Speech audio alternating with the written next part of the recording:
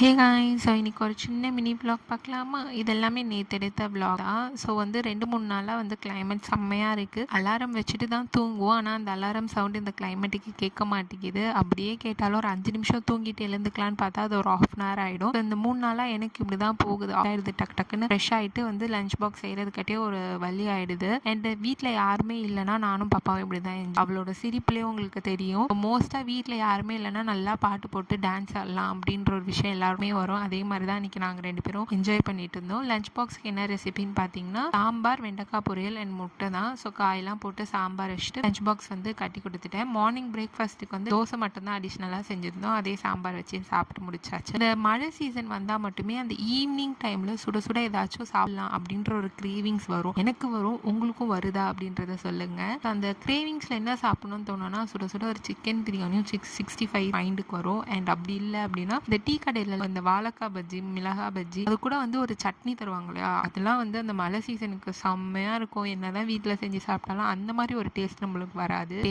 And samosa கூட வந்து அந்த சாஸ் வச்சு சாப்பிடும்போது அதெல்லாம் வந்து இப்போ சொன்னால் கூட எனக்கு வாய் ஊறுது. எனக்கு இந்த மாதிரி தான் வந்து மழை டைமில் ஒரு கிரேவிங்ஸ் வரும். உங்களுக்கும் இந்த மாதிரி ஒரு கிரேவிங்ஸ் வரும் இல்லை வேறு என்ன கிரேவிங்ஸ்லாம் உங்களுக்கு வரும் அப்படின்றத கீழே கமெண்ட் பண்ணுங்கள். இந்த மாதிரி வீடியோஸ்க்கு நம்ம சேனலை மறக்காமல் லைக் பண்ணி ஷேர் பண்ணி சப்ஸ்கிரைப் பண்ணிட்டு போங்க. அடுத்த வீடியோவில்